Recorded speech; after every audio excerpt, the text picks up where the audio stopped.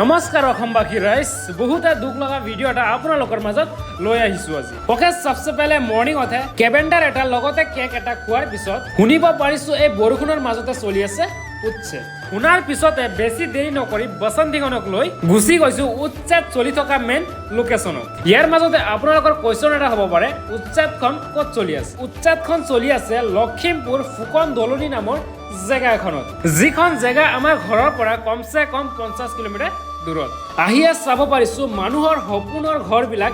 এনেকুৱা জিচিপি পকলেনেৰে ভাঙি আছে এজন মানুহে যেতিয়া মেহনত কৰি ঘৰটো বনায় সেইজন মানুহে গম পায় এটা ঘৰৰ পিছত কিমান কষ্ট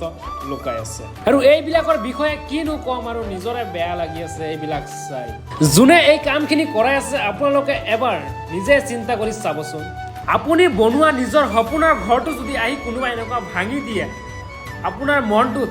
কেনেকুৱা লাগিব আৰু এইবিলাক মানুহটো কেতিয়াও বাংলাদেশী হ'ব নোৱাৰে কাৰণ তেওঁলোকৰ আইডি প্ৰুফ আছে যিটো নিজৰ কপালত আছিলে সেইটো কেতিয়াও পেলাব নোৱাৰো এণ্ড কি ঠিক আছে আজি আপোনাৰ লগত যোনে এনেকুৱা কৰিছে কি ঠিক আছে কালি তাৰ লগত ইয়াতকৈ ভয়ংকৰ কিবা দুৰ্ঘটনা হ'ব পাৰে